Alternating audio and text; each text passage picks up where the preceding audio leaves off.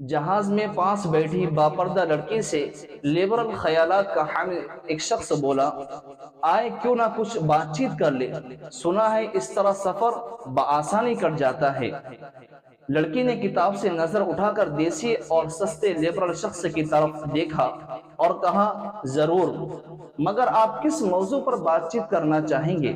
Liberal شخص نے کہا، ہم بات کر سکتے ہیں کہ اسلام عورت کو پردے میں کیوں قید کرنا چاہتا ہے، یا اسلام عورت کو مرد کے جتنا وراثت کا حقدار کیوں نہیں مانتا ہے۔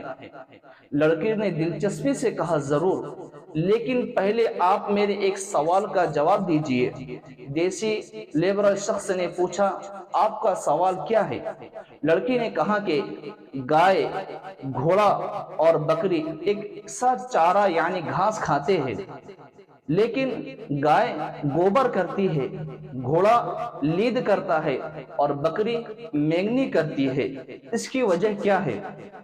لیبرل شخص اس سوال سے چکرا گیا اور کھسیا کر بولا کہ مجھے اس کا پتہ نہیں ہے۔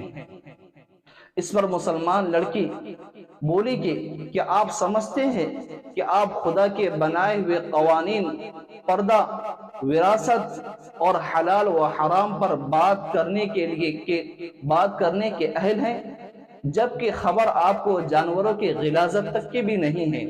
یہ کہہ کر مسلمان باحجاب لڑکی اپنی کتاب کی طرف متوجہ ہو گئی۔